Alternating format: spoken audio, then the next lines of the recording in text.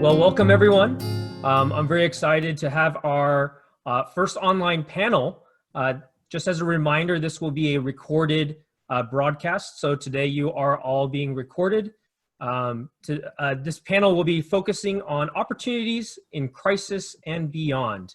Today we will highlight Denise Peck, Robert Fan, and Faye Shah, and I will be moderating this panel today as chairman of Monte Jade. I'm looking forward to enjoying this with you guys today. And as a little background, Monte Jade was founded in 1989. We have over 6,000 members and we hold over 40 events every single year.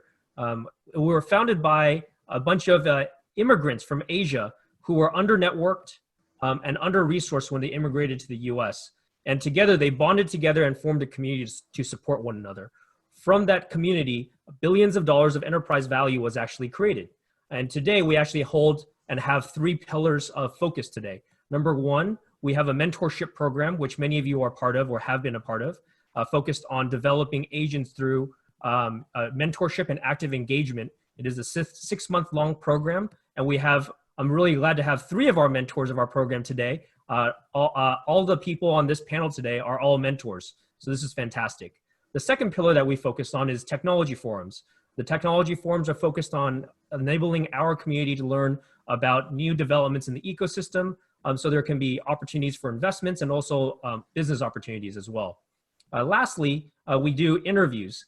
We interview successful community leaders to really listen to about their journey, about how they grew, what they struggled with, and how they see the future. So we still focus on three very, very important types of events today. I want to do a special thank you to our sponsors today, specifically UMC and Deloitte as our top sponsors, and along with our gold and silver sponsors. Without them, we wouldn't be here today, and I really thank you for your support and your ongoing commitment to Monte Jade.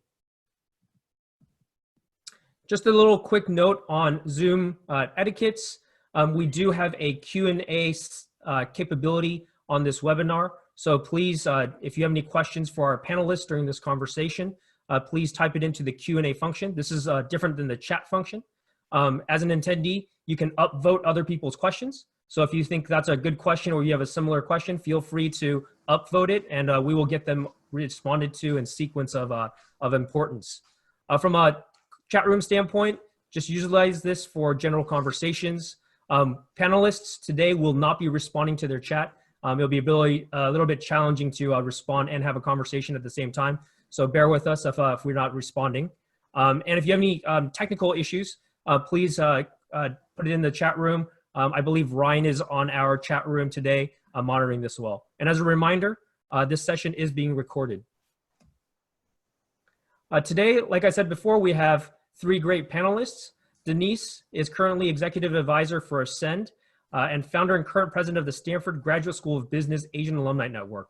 She spent over 13 years at Cisco Systems as VP of Marketing and as VP of Business Operations. She's co-authored several papers which detailed the leadership gaps for ethnic minority and Silicon Valley companies and has been part of our mentorship program for over 6 years. Robert Fan, president of Silicon Motion USA, manages all of the business in the US and European regions. Robert has 25 years of experience in sales and marketing at Spansion, IDT, and startups like Burkina Wireless, which was acquired by Qualcomm, and Resonext, which was acquired by RF Micro. Prior to that, he spent 9 years at Intel in sales, marketing, and management positions. He's also a board member out at Monte Jade and also a mentor for our mentorship program. Faye is an executive and advisor of innovation and emerging technologies, inclusion, and investments. She has been a leader with AIG, Schwab, Deloitte, Blue Shield, and Kaiser Permanente. She is currently in the Vinay and Telocity.co managing director, and Faye is board and advisor roles with UCSF, Catalyst, Samsung Emerging Technology, Ascend Leadership, Plug and Play Accelerator, and Innovation Executive Forums. My name is David. I'm a member of the board for EVP and GM for Wintech Industries, leading the OEM division, and I'm also chairman for Monte Jade West. I am also a mentor for our mentorship program. Just to kick things off, I want to put things in perspective for us. COVID-19 has been very, very impactful to all of our lives. As you can see here, the total cases as of yesterday continue to increase. We're over 1.5 million cases. Deaths have now surpassed almost over 100,000. And California itself, where most of us are residing today, has over 19,000 cases and 540 deaths. So this is very impactful to everyone. We're all sheltering in place at this current time, and this has been pretty transformative in terms of our lives. Outside of the health impacts, the coronavirus job losses are surging. And these are pretty drastic numbers. Just to put things in perspective, in the last 10 years, 24.8 million jobs were created. And in the last 3 weeks, 16.8 million jobs were lost. So this represents 67.7% of all jobs lost. So 67.7% of all jobs created lost in the last 3 weeks. And putting in perspective against the entire 2008 peak to trough job losses, we are now 93% above that number. So these are very, very significant statistics that is obviously worrying a lot of people. And I hope that most people are focusing on this issue because it is very impactful for everyone. Just a couple of the data points. PIMCO, one of the world's largest fund managers, asset managers, came out on the 7th of April and projected a 30% decline in Q2 GDP.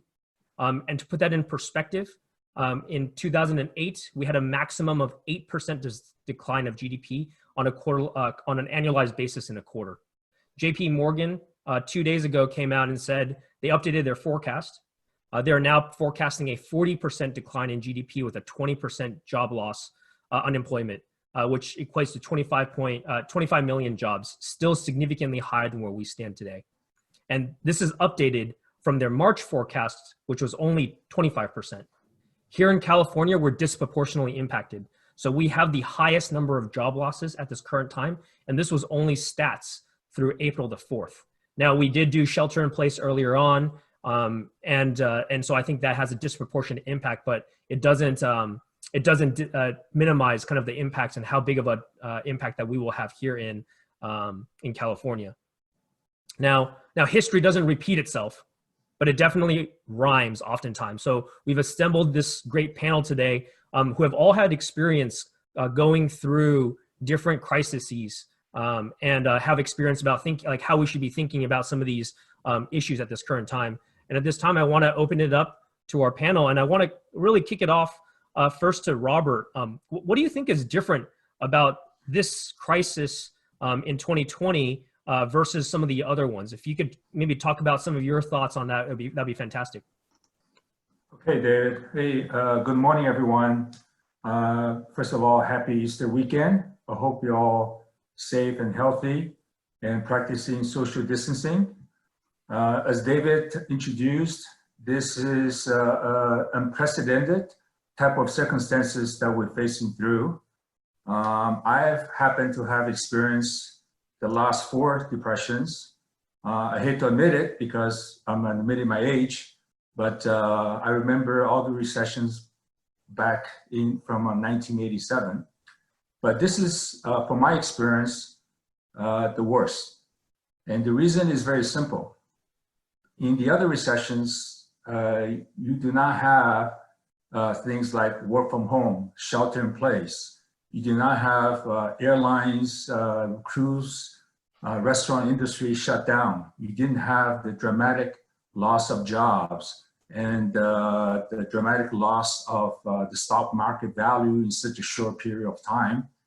And people were not dying to the extent that they're doing today. So this is, as they say it, we are in uncharted water, and it's very unnerving to experience what we're experiencing now, and also very unnerving to know that a lot of business leaders don't really have the visibility of when things will get better.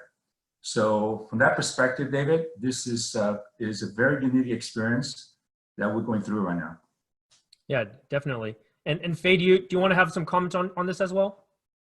Yes, just adding to kind of Robert's points too, not only have we seen the fiscal downturns in the past, but you've kind of seen swine flu and other epidemics that we've had, but not to this scale. So we've gone through several of these health pandemics, but what's interesting about this is both a health pandemic as well as a fiscal issue and crisis happening at the same time. So as business leaders, what you see happening, and probably also in your companies as well, is you probably see them in a lot of leadership meetings, scenario planning, trying to figure out what's going to happen to the forecast, really understand how to take care of their employees as well as clients.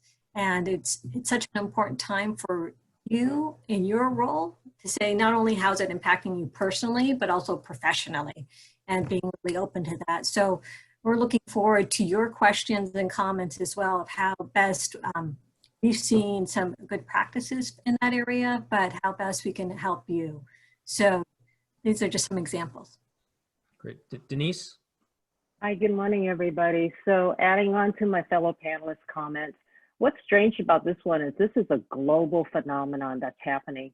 And it's not happening all at once, it's happening in waves, and so it gets reverberated. I think unlike other previous recessions and downturns that I've experienced, this one is happening at a scale that is just unimaginable. And so it's affecting not just our work lives, it's affecting a lot of our personal lives. The magnitude that David talked about is just incredible. It's really, when you contrast it to 6 months ago, when we all felt good about the stock market being at its absolute high, right? And feeling good about the savings that we have, the jobs that we have, particularly here in Silicon Valley, and then to all of a sudden very precipitously have that fall over the cliff. This is just very, very difficult to deal with. So, you know, I try to have a lot of empathy for people who have very different situations, different coping mechanisms. Yeah, I mean, like everyone has been impacted. Like working from home, especially with people with kids, I think that's been a very, very disproportionate impact. I'm very curious on this. Like, if we kind of move to the uncertainty that's being created at this current time, you know, how are some good ways that we can actually think about, you know, how do we deal in this kind of environment of unknowns? Yeah. Denise? I'm happy to start. I think dealing with uncertainty is something that we all have to learn how to do and how to improve upon. The first thing for myself, right, some tricks that I have is really making a list of the things that I can and can't control, and focusing all my energies only on the things that I can control.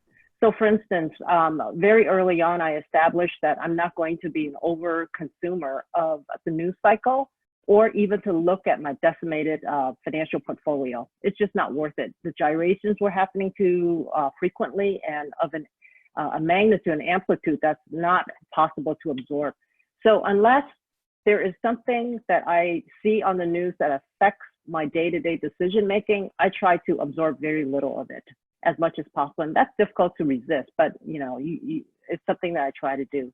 The second thing I like to suggest is that works for me is to reframe our realities, right? So we're not just working from home, we're working from home. We're at home during a crisis, trying to work and trying to take care of our families, right? And that's very, very difficult for many of us right now. In fact, for everybody. And so we need to think about, somebody has suggested that we're at war with an invisible virus. And I think that's an appropriate analogy, because every time we go out now, we wear gloves and mouth masks and, you know, clothes that we change as soon as we get home. Some of us do that. We're putting on an armor when we go out. And so what it means is that we have to reframe our reality in the sense that this is supposed to be uncomfortable. This is supposed to be inconvenient. To think otherwise is just not real. And so if you reset your expectation on that, then I think it's thinking that the alternative is far worse, compromising our personal safety and health, as well as those of our loved ones and our colleagues. So that's the second thing I would say, reframing how we think about this. And then last thing I would suggest is we have to be very much in touch with our values. So this whole notion of what's important to us, and I think sheltering in place now for 4 weeks, right, has taught me a lot about what's important and what's not. What is a need versus what is a want, Right. I remember delivering food to my mother who is sheltering in place in Oakland, and we drop off food contactlessly across the threshold. And I brought her some rice last week, and she said, "This is not the brand I want." Well, you know what? You get rice. I'm sorry, Mom, but you know, this is not a time to be choosy when I had to go to 3 stores to find the rice that she actually wanted. So. Yeah, those are some good ways to think about this issue. What about you, Faye? Did you have any thoughts around, how do we manage this uncertainty? Yes, a very uncertain time. And I think too, I remember, I'm of immigrant parents as well. And before, you basically had to do everything on your own, right? They weren't familiar with the country. You didn't ask for help because it showed a sign of weakness from that. You just worked harder and harder. And I think we just have to have sympathy and empathy for ourselves as well as others in this time. So it's okay to ask for help, to really connect both personally and professionally. So at work is important. So, and that balance. So in your professional life, as you're working, connect with your manager on a regular basis of understanding what you're going through, understanding what he's going through, what are your updated priorities, because things are changing a lot more dramatically. So what are the things you should be focusing on at work and how best to engage, but also your personal time, because now things are merging with stay at home. So if you have roommates or family, being able to negotiate that time and space and use this time to spend quality time with them and taking care of yourself.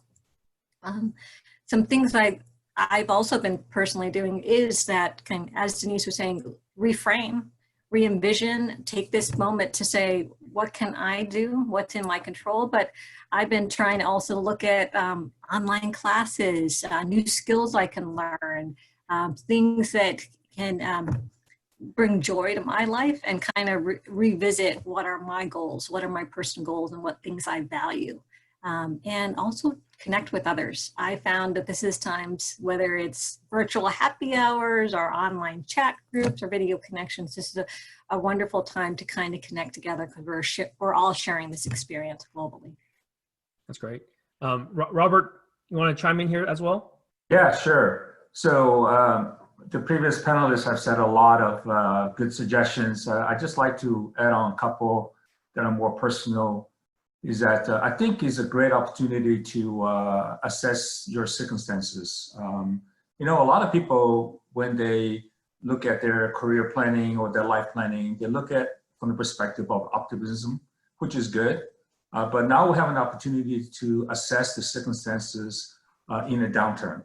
And as a business leader or even as somebody who's planning your career, you got to think about the conditions and the future based on both positive and negative circumstances. So I'll give you one example. We hear a lot about small businesses closing, and some of them may not even come back.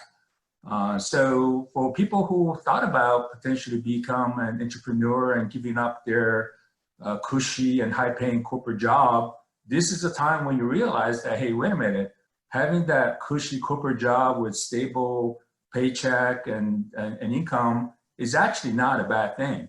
So you can assess your risk tolerance and your career choices and goals during this time and analyze both the upside and downside. And also I'd like to echo the concept of reframing. That's actually very important. What I tell my kids is that this is actually an opportunity. We are in this unprecedented times, and times that we'll remember for the rest of our lives, and times that will be written in history. I think 2020 will be known as the year of the pandemic, and this will be known in the history books. So we're living through it.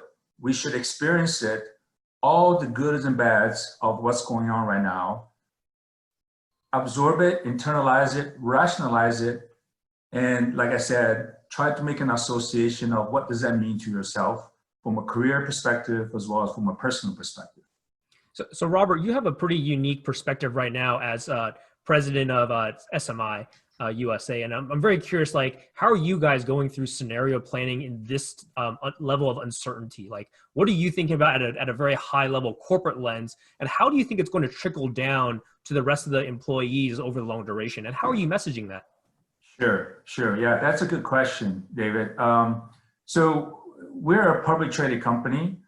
So we have the obligation to give visibility to our investors in terms of our earnings and our revenue, because every time we announce our earnings, we have to give a guidance. And as you know, the investors, they hate uncertainty. No matter what the situations are, they like the companies and management team to have a good control of the situation. So the first thing that we do, and what I've been doing a lot lately, is really calling my customers and talking to them about the situation, talking to them about their view of the market, and then, of course, as pertains to our business, and really be in touch to their experiences and what they're going through, and then bring back that information to our team and try to develop a model or at least an assessment of how that is going to impact us in the future. And as far as the employees, our employees are all working from home. We do video meetings, we do audio meetings. So it is important that we keep our employees calm, productive, and positive. So I've been working with my HR director as well as our IT department to make sure that all the provisions are in place, that our employees feel connected and they'll continue to be productive despite the circumstances. Yeah, it's been pretty fascinating. I mean, like, even for our company as well, I agree with you on this idea of transparency, right? Like being able to tell our employees, our partners, hey, like at least we've been pretty fortunate. We have not seen a material down draw in terms of our revenues or impact. So, but it's still keeping me up at night, right? There's no way that the GDP declines 30 to 40% and my business doesn't get impacted. It's not realistic. So I've been very transparent with my team as well to say, hey, look, this is keeping me up at night, but we're going to manage this day by day as we get more and more data. But again, like that transparency, I think, is incredibly paramount. Denise, did you have any kind of examples of like what you did in the 08, 09 crisis and how you guys managed it within the Cisco ecosystem? Yeah, it's interesting, David, as I listened to all the experiences recounted here. Back in 2001, actually, for those of us who lived through the .com implosion and the tech implosion, telecom implosion, I was part of that. I was actually at Cisco.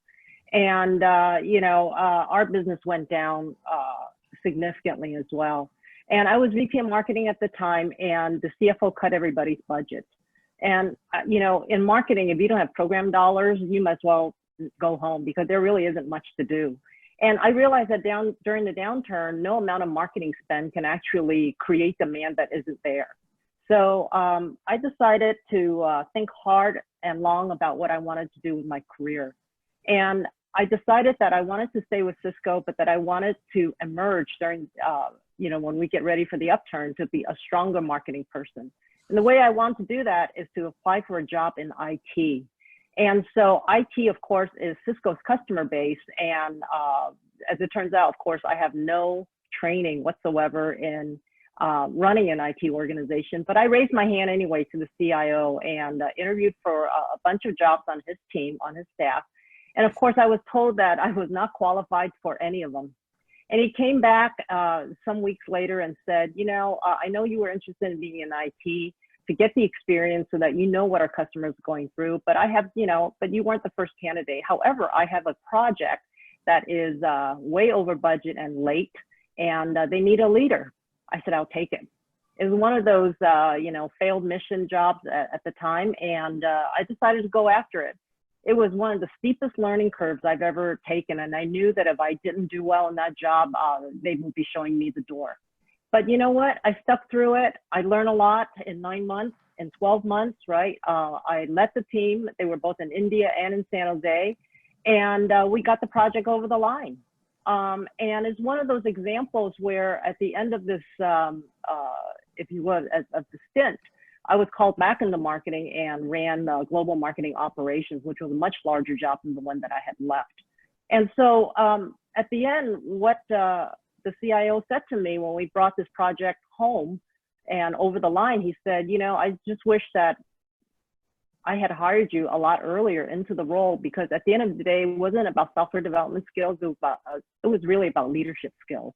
And when I went back to marketing, I can assure you that I was a much stronger marketeer, having worn a duty pager, having seen a mission critical app being introduced, and not have it affect our company's bottom line or customer satisfaction. So I would say my bottom line learning from this is that you have to take some risk with your career. Sometimes it's not the job that you think you were trained for, or even the one that you want, but don't let the experience of learning a new role get in the way of making you a stronger person who is much better prepared for the upturn. Great. And I want to change a little bit from maybe to Faye. Faye, do you have any comments on this as well? Yeah, I did want to add, kind of just building on kind of Robert's comments of, you see where the executives are really looking through all the scenarios, trying to plan for the future if the shelter goes in place, longer impacts to budget, as well as Denise's, this is your time to prepare for your goals, is also talking about, are there special projects that you can do in this time at your company? You might know other managers in other departments, projects that you can help on. You can work with your ERG groups on ways of coalition building. You could, so what are some of these special projects that will give you some additional skill sets, some additional networking in the organization, something that you're passionate about, and also help your manager and other executives around the organization. So this is kind of a unique time for that kind of development and opportunity from that standpoint. So leverage that as well. Yeah, it seems like this is a great time to be incredibly flexible and agile, right? So it's a very interesting time period, because if you kind of flash backwards to 6 months ago, we were all kind of like in this self-actualization phase. We want to be aspirational. We're shooting for these goals. And all of a sudden now, once this crisis has hit, it's actually foundationally changed how businesses and executives are actually looking at the business, as looking at what is important and what is not important anymore. What are they going to invest in and what are they not going to invest in? And it's kind of like this Maslow's hierarchy concept and dynamic. I'm just kind of curious, maybe Denise, did you have any comments on, where should people be thinking about when they're thinking about, what are the areas I should be really pointing at, and maybe certain areas that I should not be thinking about as much anymore right now? Yeah, I don't know that I'm a great oracle here in terms of which sectors will recover first, right? But clearly not all sectors and not all functional jobs within each sector is affected the same, right? There's some sectors that are winning because of the need during the pandemic. If you look at some of the Costco's, the big box guys, telemedicine, video conferencing, those sectors are doing well, right? But even those sectors are getting back to basics, right? They're getting back to taking care of their employees, taking care of the customers, taking care of the communities. That's what I'm seeing with CEOs. And I think adding on to what Faye was saying, if you could actually align yourself and figure out what the company's priorities are right now, and find a way to plug yourself into those projects and raise your hand and be proactive about it, it doesn't matter what role you play, so long as you are part of the mission and something that's critical to the company right now, you will be seen as a leader, right? So I think it's being thoughtful and proactive, and get views from people. There are CEOs who are communicating what their new priorities are during the pandemic. How can you help? Maybe it's about the community. Maybe it's about other fellow employees. A suggestion, it's an easy one, right? We talk a lot about educating yourself during the downturn.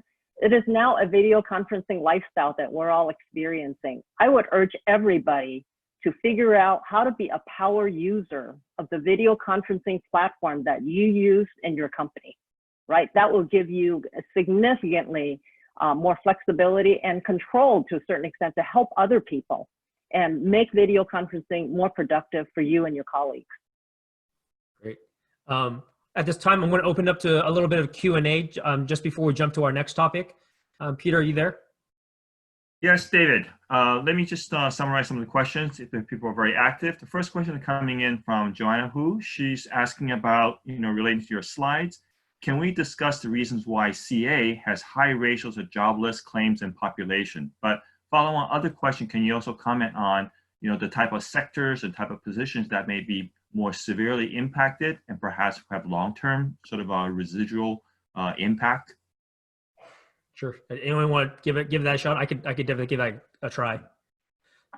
So at a very high level, the way I kind of think about it, if you look at very macro perspective, as the economy and the GDP declines, generally, what quote unquote ancillary service sectors, the nice to have sectors generally become the first to go. So think about, again, as Maslow's hierarchies, right? So as you move up that stack, the likelihood of those services being eliminated are going to be really, really high.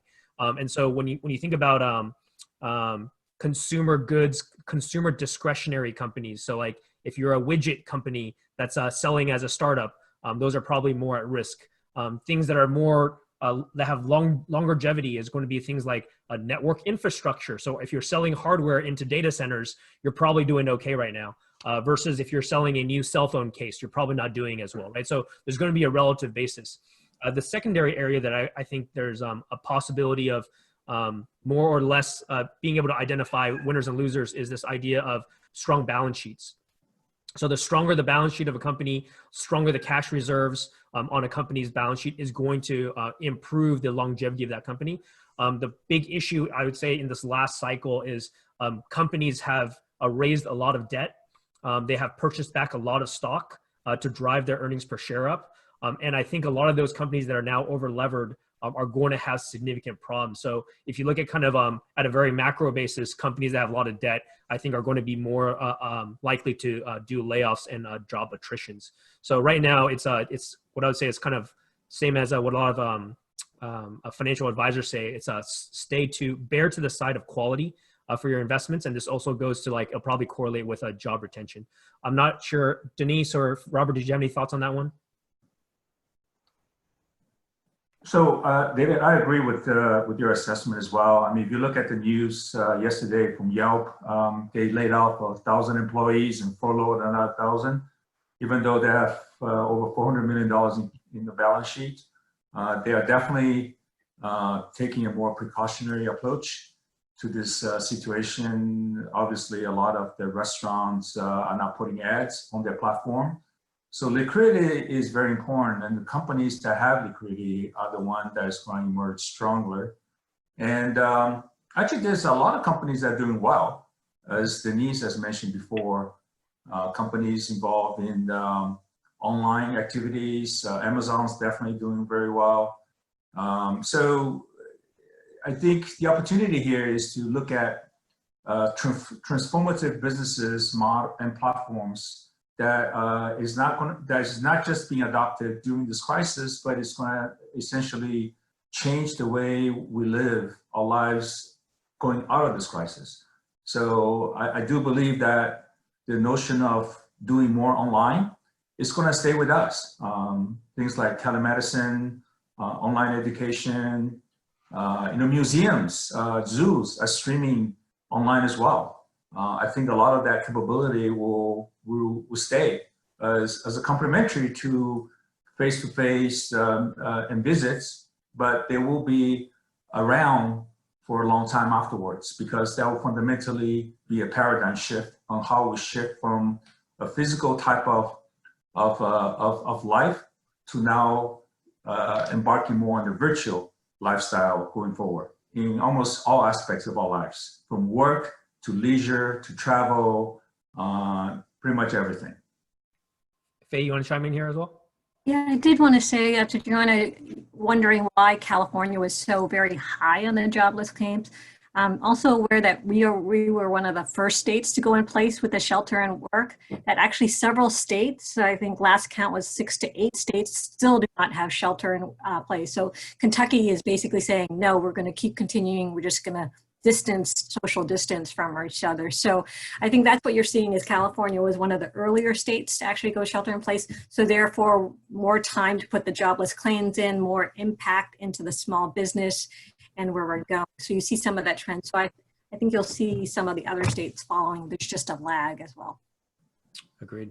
Peter, you want another question you have out there? Yeah, that's really good. Thank you for all the answers.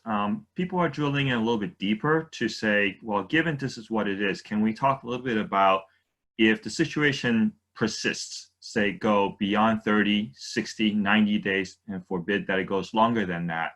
Can we talk more about, what you guys already mentioned, balance sheet, but in terms of the actual impact on the employees, whether it's pay cuts, additional layoffs, and then, but let's also turn to the second part of that is, how do people, find other opportunities in these challenging times? Great. Faye, you want to take that one? Yeah, so there are different scenarios, and a lot of companies and executives are actually running through some scenarios. So you've definitely seen the hiring freezes and some of those coming on. You've seen some layoffs. And then you have seen some pay cuts or kind of freezing of promotions or raises from that standpoint as well. So I think that those are possibilities. What we're finding now is some good best practices of actually leaders that used to kind of sequester themselves alone in a room trying to decide what's going to happen. They're actually starting to engage employees. So one of those practices is where they talk to the teams and say, okay, either we're going to have to cut blank percent or we're going to have to do pay cuts across the board. And what they're pleasantly finding is employees actually want to help others, and they're volunteering pay cuts in order to save jobs. So there is kind of that varying ones. We do have companies that, as David was saying, have more stronger portfolios, cash reserves that can sustain throughout. So I think it really varies on the company, their debt exposure, where they're going, their cash flow on that standpoint. And I think you also see new businesses emerging, right? So I think those are some of your questions of like, with the remote work, with remote museums, what's happening with technology, the sharing economy. So as you're looking at it and looking at your new skill set, be aware of some of these emerging happening now, but also what will last into the future and kind of sustain. So I know several of you are looking, there's a hashtag hiring now that actually lists all the companies that are hiring right now. So that's what they're using as a way to kind of communicate who's still hiring. Let me follow on, Faye, on that one. Maybe you and other panelists can talk about, dive down to the next very pragmatic detail, is that given that there's no in-person interviews and sort of the perception, image, and sort of the credibility you bring to the table are all consumed differently, can you talk about techniques people can still engage with potential employers, whether it's what the candidates can do on their side, or, given this new environment, what are some of the other ways they can think about making themselves shine and be able to be attractive in these, opportunities? I can take that one because I just gave a workshop on this actually. So there are a lot of virtual interviewing happening. So, really kind of being kind of prepared for your interview just as you would in a regular interview. But now you have lighting, your video camera, your voice, where you're going. But also even more critical is your online presence. So your LinkedIn profile, is it adjusted for basically text bots and looking where you're going? Have you really looked at kind of your skills and capabilities from that area? Are you enhancing your network to companies that are actually hiring? So it's even more important now that you actually network, because there's fewer opportunities out there, and looking from that standpoint. But virtual interviews, virtual panel interviews, networking, looking at your digital footprint, becoming more active on, kind of, if you want to be known as the kind of AI expert out there and your project stalled in your company, post in LinkedIn on some of your latest findings on AI, tweet about that, use this chance to become known as your brand that you want to be, and start working on that. So, Robert, why don't you go on, Ed? Oh, no, if I may just add on to Faye's comment. So my HR director came to me a few weeks ago and said, well, recruiting is going to slow down because of this crisis. And my question back to her is why? I said, well, a lot of the resumes and a lot of the candidates we get from recruiters or from online job sites, all remote. We get those remotely anyways. And so what's going on right now doesn't change that paradigm. The only thing that changes is face-to-face interviews. And now we have technologies that can enable that. So I think if you look at, if a company really wants to hire critical jobs, and they'll continue to do so. And so therefore, I encourage people who are looking for a job, don't let this situation stop you or slow you down. Be aggressive, utilize all the available medium, pretend like nothing's happening, and send out your resumes, write your letters, and just keep at it, because companies that want to hire, they will continue to hire regardless of this current circumstances. Denise? I would just say this is a great time to find a way to stand out as well, because there are a lot of people in similar situations, right?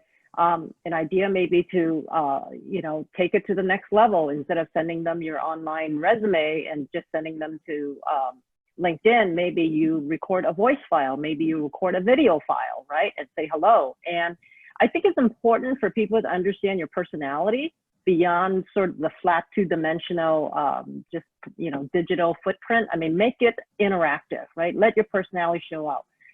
The other thing I would say is you have to kind of market your versatility.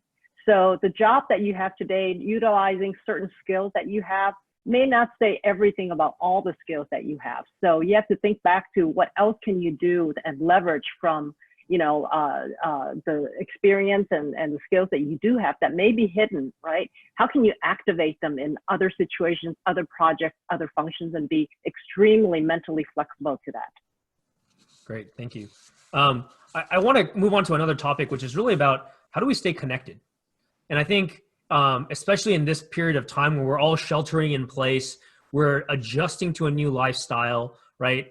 Some of us that are single are potentially by themselves in their own house. It's a little different than, having a family, being married, having kids. I know there's multiple spectrums, but I'd love to kind of hear what your guys' thoughts on, how do we better stay connected? Faye, maybe I'll kick it off to you first.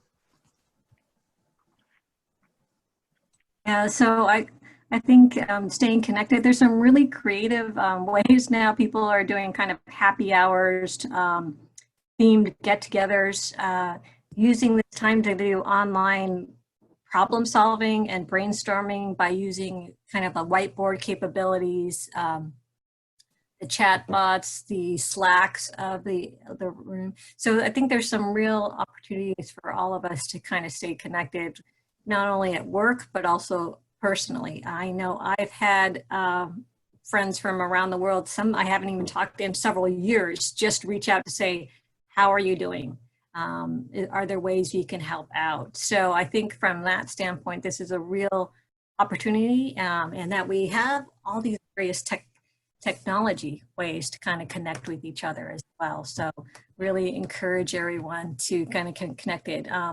Your alumni networks, whether your former companies, your school groups. I've been kind of organizing quote unquote class reunions online. And that's been a fun way to network, but also see how we can support each other. Robert, any thoughts on how to better stay connected? Well, I think we are doing, a new form of connection right now that is exploding because of this crisis, right? Is via Zoom and GoToMeetings and Skype and so forth. But just from my perspective, before these shelter-in-place got extended, I was holding my staff meetings still with audio. And then once the mandate got changed, I immediately told my team that, hey, we're gonna do video now. And it took a couple of weeks for people to feel comfortable with that, but I kind of forced them to do it. And it was a great experience. I think the ability to connect by seeing each other's faces, it's significantly better than just through audio alone, because people feel more engaging. So from there, I've also directed my sales team to have meetings with customers using video as well. And in fact, I just had 5 this week with customers in Europe as well as across the United States. And it was a wonderful experience. And the customers really appreciate that we're reaching out with the requests and desire to have a face-to-face type of connection via video. They just felt more of a personal touch coming from us in using that medium. So I think the tools are here. We just have to remind ourselves that during this time, it is more important to stay connected. And the personal touch via video has a lot more impact than just an audio. So take the extra step and make that happen with your friends, your colleagues, your boss, your customers, your colleague, just make an extra step. That's kind of my advice. Denise? Yeah, it's been very interesting for me. I think prior to the pandemic, I thought about video conferencing strictly for business meetings, and now they're for family reunions. They're for checking in on parents, right? Helping my mom do exercises in her condo while she's sheltering at home over video, things like that. But one thing that occurred to me is that I kind of like the new normal here, right? Doing a better job of working from home. And what we're discovering is that we get a lot of information about people now, right? About their family situation, about where they live, about whether or not they have pets, what their children are doing. I've met so many kids now over video, right? And these are opportunities and data points about our colleagues that we didn't have before. When everybody just show up, it's kind of democratic, right? You're in this big room with all these computer monitors, and then you go to a conference room, but you don't understand what their family lives are like, what their personal lives are like, and where they live. And what's interesting is that provides a new and a very rich, fertile ground for which to continue a conversation, start a conversation, and to connect with people, right? You discover that maybe you have similarities in terms of kids of a certain age, and so on and so forth. I also think that it helps us to be much more empathetic because, I have a very nice work from home office. I've had it for a long time. But you know what? There are a lot of people who don't. There are a lot of people that I've seen now. They're working from their bed because they're sharing a house with several people, and their only, private space is their bed. And we have to be very empathetic to the fact that all of us come from very different situations and experiences this time very differently. Some are struggling more than others, but we all are in this together, and I hope we can plug it more often. Great. Yeah, I mean, Denise, did we lose you?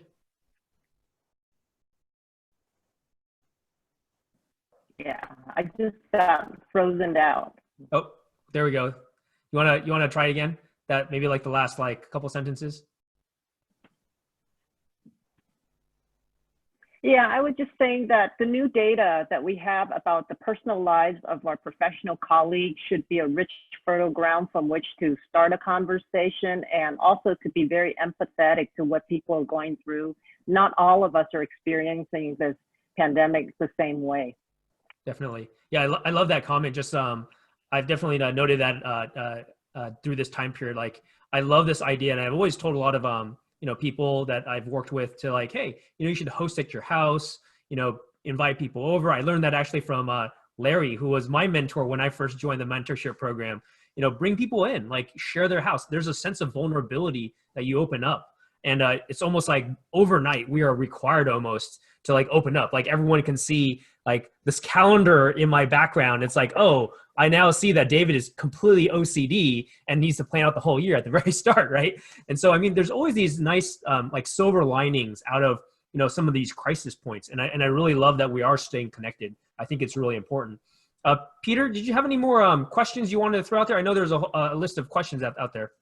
Yeah, this queued up for a little bit. It's the undertone. A lot of people have, we talked about functional roles and certain economic factors, but some of my observation is that there's an acceleration of a lot of existing trends, whether it's remote working, as you mentioned, education is just going, it's just being changed. Things that were going to take years, they're taking days now, right? And I'm sure the same thing is healthcare.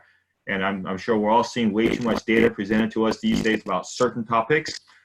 People are curious about, can you talk about some of the more creative new trends, new things that you can foresee when we do come out of this on the other end?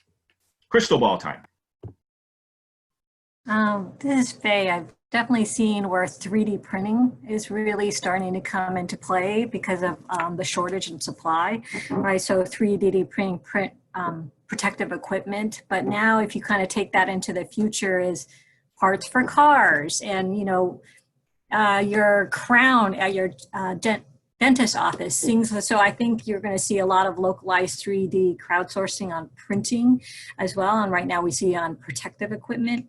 But the use of AI and the amount of data that's being collected right now on where the disease is going, how is it progressing, but all the global scientists really coming together collaboratively rather than this is my own and I want to do my paper and monetize it, really coming together. So I think we're going to see a lot of that. And just building on Robert's earlier point of how we are working remotely, operating remotely, I think even from our museums to our work to our schools is going to continue after and be a complement to what we do when we can physically get back together as well. So I'm hopeful as far as in the future that we'll kind of learn and progress from this as far as kind of advancing technologies.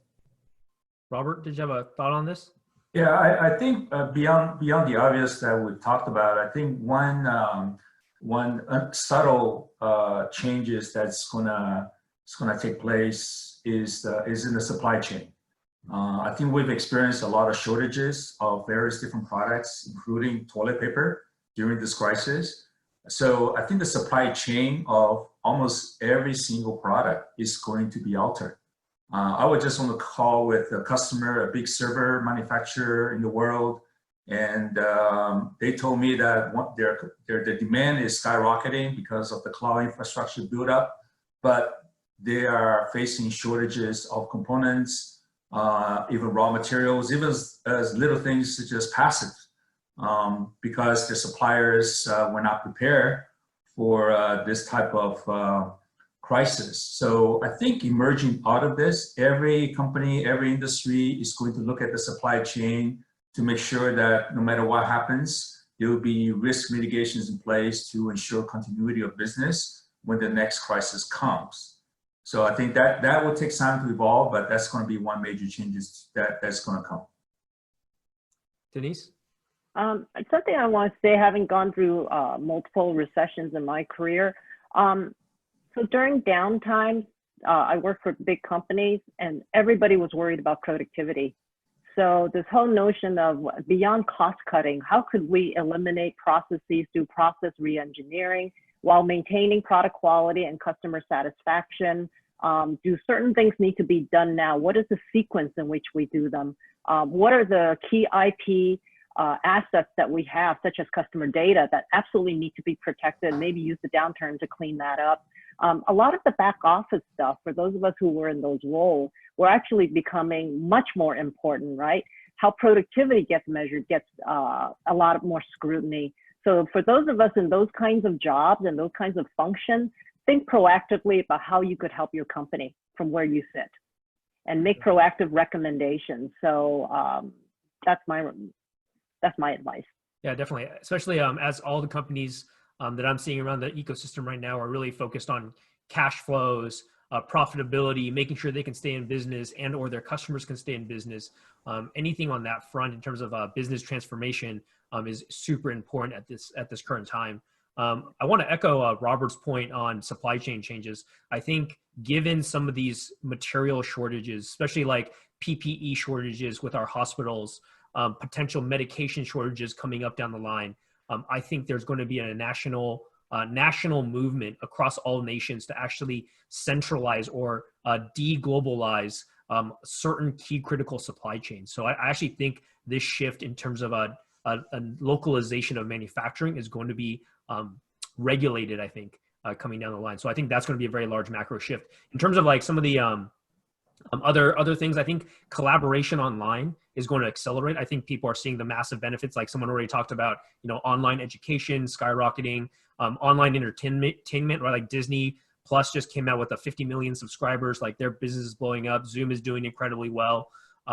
Even the consumer staples, ironically, are doing really well. So like the Walmarts of the world, the Costco's of the world are crushing it in terms of overall their business. So I think what is happening is you're just seeing an acceleration of what were trends prior. So the large getting larger, I think, is going to be the macro theme. So small businesses as a general are going to be hurt on a relative basis to large companies with very, very strong balance sheets. And I think as you project this forward, as these large companies exit this crisis, they're going to be much better capitalized, they're going to be stronger, and they're going to be able to invest at a faster growth rate. But right now, it's all about protecting bottom line. I'm going to go back to you, Peter. Any more? We want to make sure we leave enough time for the audience for questions. I think we've actually addressed all the questions. If there are any more questions, please do post them in Q&A. And one question I had, if I can slide it in there, is that I'm hearing a lot of leaders talk about, even very large companies, they've done a lot of simulations, scenarios, plannings for worst case scenarios. But as Denise and many of you opened up, this is one where it goes beyond any projection. The duration is unknown. So what are some of your thoughts on managing in extreme uncertainties, right? The data is changing probably every week or every day. And therefore, what are there's some framework that are very useful when it comes to keeping the team together, keeping your constituencies all informed.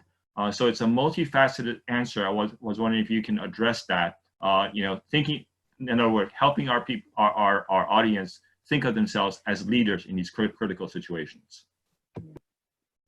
Denise, you want to take that one? Sure. So I had to lay off 15 to 20% of my team back in 2002, 2001 timeframe, and 100% of my contracting staff. So that was a lot of people, actually, and it was very, very difficult to do that. But I realized that for everybody, including people being laid off, that communication was key.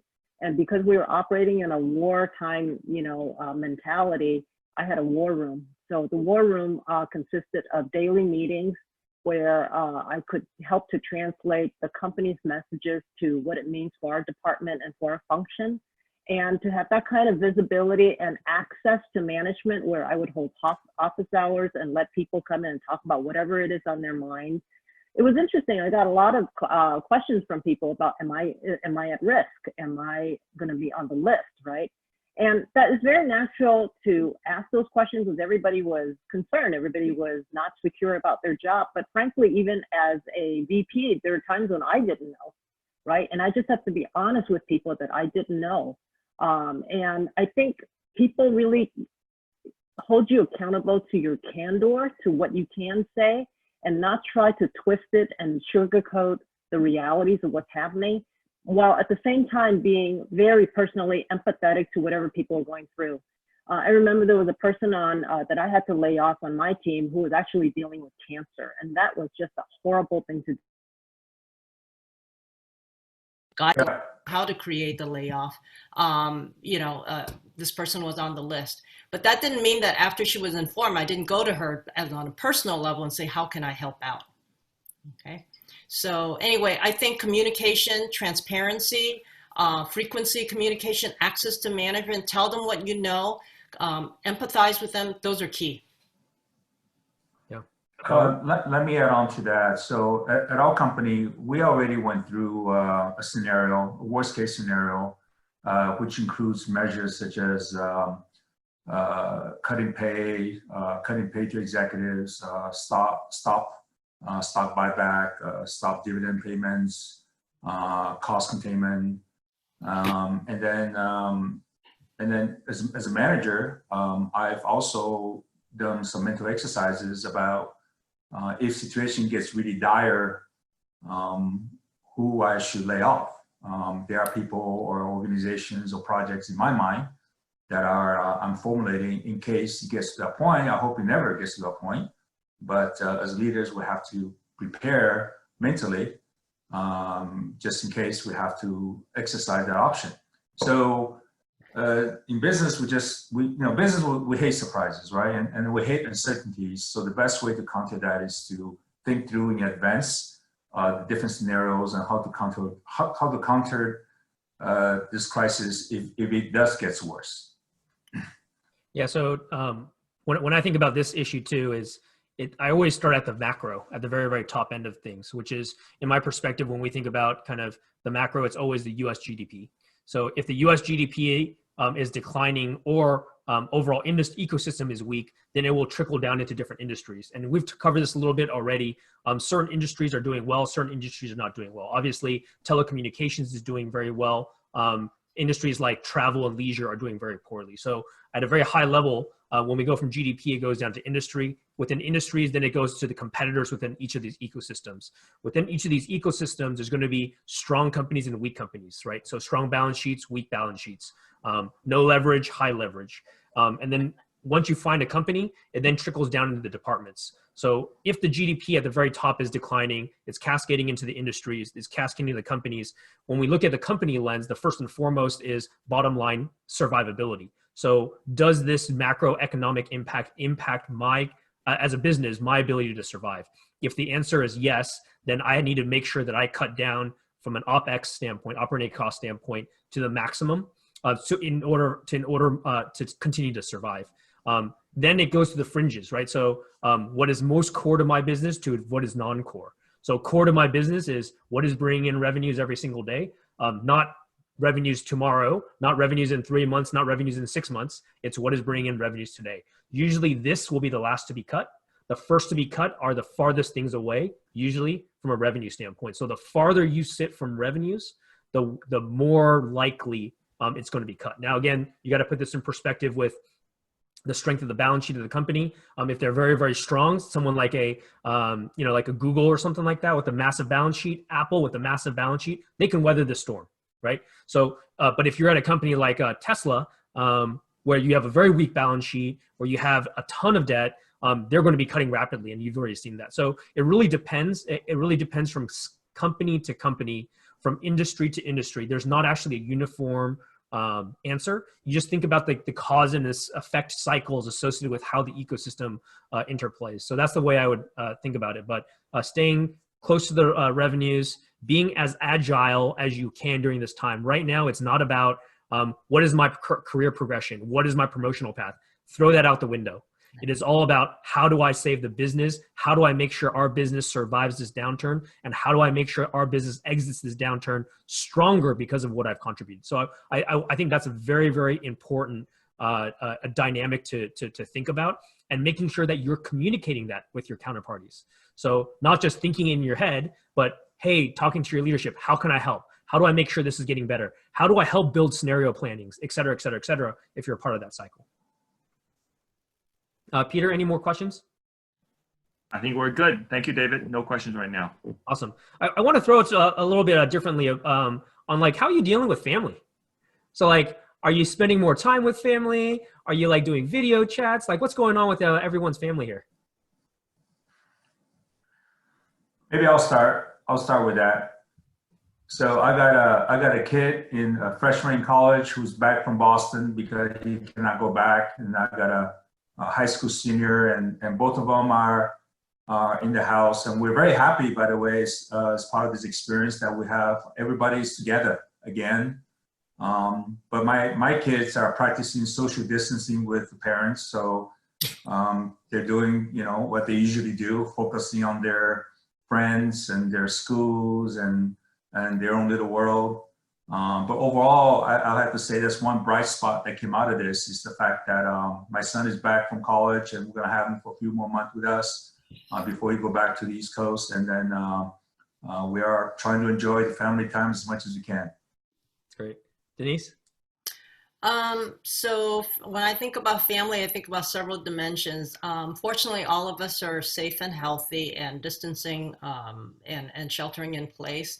It's interesting. I have a son who is supposed to get married in August. I don't know if the wedding's still going to happen. It's on the East Coast. And I don't know even if it happens whether or not I'm going to feel comfortable traveling. So there are some things that are coming up that are kind of vexing, if you will.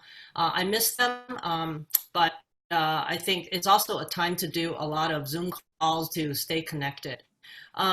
I'm taking care of my mother, so that's difficult too, because she's 91, she's in Oakland, and she's staying with a caregiver, but I can't visit her. My brother, who's a doctor on the front line as a nephrologist in Oakland, going into battle every day. It's very difficult for him and his wife. They're both physicians, and as a result of the fact that they're exposed every day to the virus in pretty dire conditions, I have to be the sole caregiver for my mother in terms of connecting with her caregiver. We do contactless food drop off. I don't know about you guys, but every day or every time that I end up doing simple things like grocery shopping, it just takes 3 times as long now to put on the armor, to wait in line to get into the store, to buy the stuff, come home and sanitize the packaging, and so on and so forth. So that's eating up what I used to call my commute time. I had an interesting experience that I'll share with everybody. I think this whole pandemic has been very touching and a lot of time for reflection.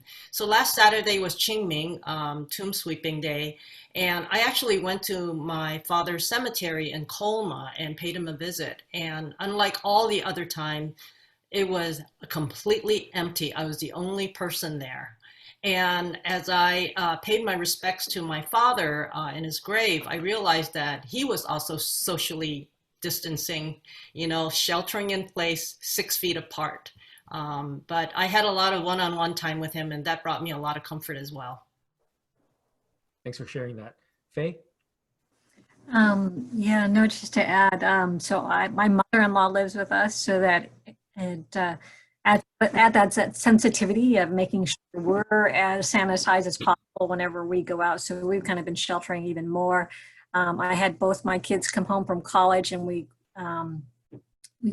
isolated them downstairs, away from my mother-in-law upstairs. So that was interesting to deliver food to them 3 times a day on disposable plates. It felt to a closed door. It was surreal from that standpoint. But yeah, so it definitely is an interesting time.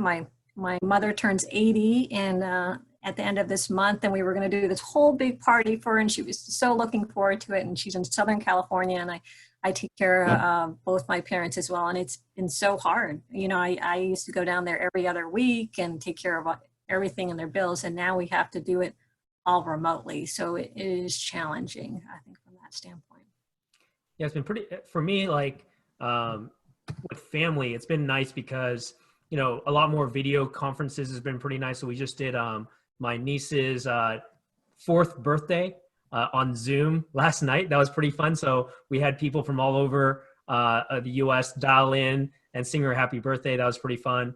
Just like everyone has been noting, like I've been getting in contact with a lot of friends that I've been effectively out of touch with. And because we're now saving a ton of time not having to commute to dinners or fighting traffic in general, I'm actually finding more free time in that sense that I should connect to people. There's been great activities where I go on. We do virtual happy hours with some of my friends on Friday nights, and we play games together. So like literally like shared board games online. So there's some fun things happening out there.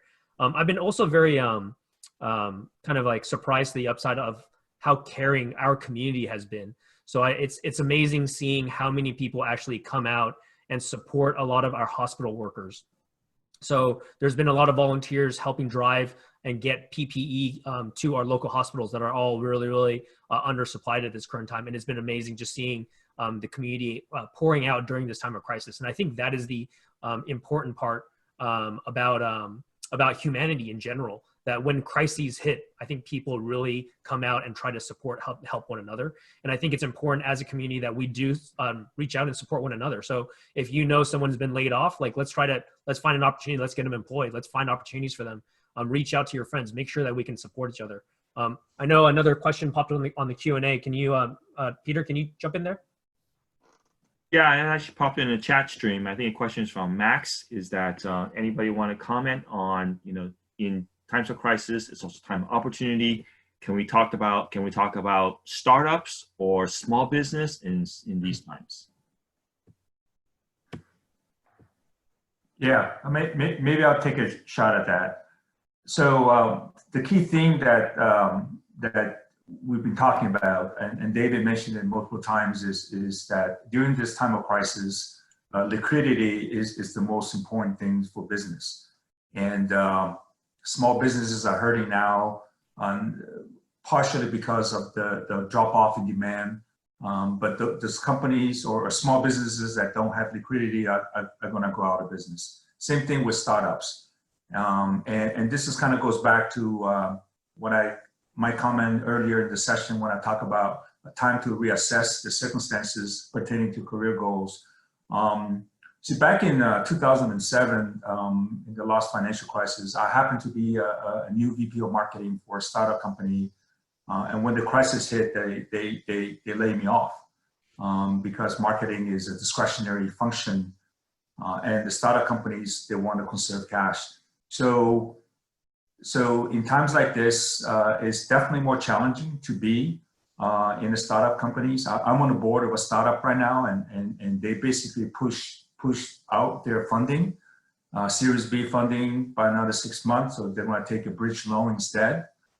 So everybody's trying to conserve cash because they have to continue to tip out their chip and get more customers. They got to continue their business. So the only way is to cut costs and conserve cash. So definitely something for you to think about if you want to make a job transition to a startup. This is definitely not a right time to do it.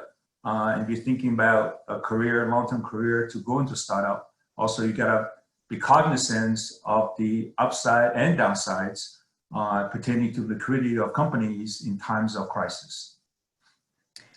This is Faye. I just want to add to Robert's point too. So as you're kind of exploring, I'd look at it depending on your situation. When I was going from Charles Schwab to kind of a startup in 2000 during that downturn, you have to think about the benefits, healthcare benefits, as Robert was saying, cash flow, what it is for your family. So luckily at that time, my husband was at a large, stable company with a lot of cash flow.